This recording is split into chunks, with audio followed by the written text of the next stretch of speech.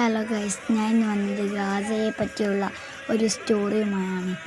ഏറെ കേട്ടപ്പോൾ എനിക്ക് സങ്കടമായ ഒരു സ്റ്റോറിയാണ്.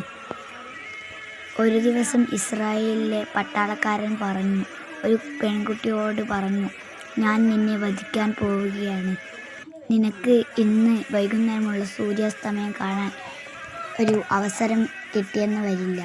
നിനക്ക് അവസാനമായി ഒരു ആഗ്രഹമുണ്ടെങ്കിൽ പറയുക എന്ന്. അപ്പോൾ ആ കുട്ടി ഒന്ന് പുഞ്ചിരിച്ചു. അതിനുശേഷം അപ്പോൾ ആ പെൺകുട്ടി പറഞ്ഞു, നിങ്ങൾ എന്നെ വധിച്ചു കൊള്ളുക, പക്ഷേ എൻ്റെ വയറ്റിന് നോക്കി തന്നെ നിങ്ങൾ എന്നെ വെടിവെക്കണമെന്ന്. നിങ്ങൾ എന്നെ വധിക്കുന്ന സമയമെങ്കിലും എനിക്ക് എൻ്റെ വിശപ്പ് അടക്കാൻ കഴിഞ്ഞിരുന്നെങ്കിൽ അത്രത്തോളം എനിക്ക് സന്തോഷം ഏൽക്കുമായിരുന്നു.